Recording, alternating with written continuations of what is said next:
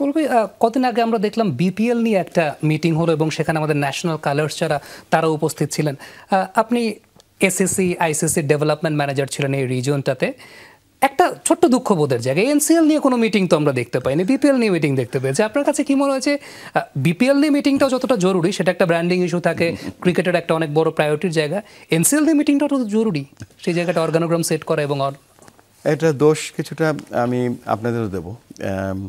একটা press conference করলাম কিছুদিন আগে এবং সেখানে 60% কোশ্চেন ছিল বিপিএল নিয়ে। তা আমি আমাদের সাংবাদিক ভাইদের জিজ্ঞেস করলাম, ভাই বিপিএল কি এতটা পপুলার? হ্যাঁ পপুলার, এটা একটা ধুমধারাক্কা কালারফুল খেলা হয়, কিন্তু এটা ক্রিকেট উন্নয়নের কোনো কাজে আসে না। এটা হয়তো এটা সবাই করে, আমরাও করি, বাট এটার অ্যাকচুয়ালি ইম্প্যাক্টটা কি এখনও ওইভাবে দেখতে পাইনি আমরা।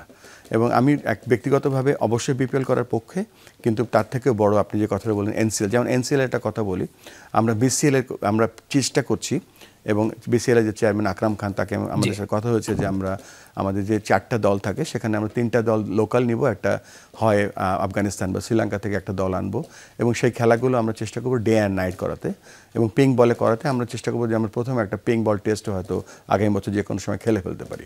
সো আমাদের অনেকগুলো প্ল্যান আছে এবং BPL is important, but this is not the priority for us.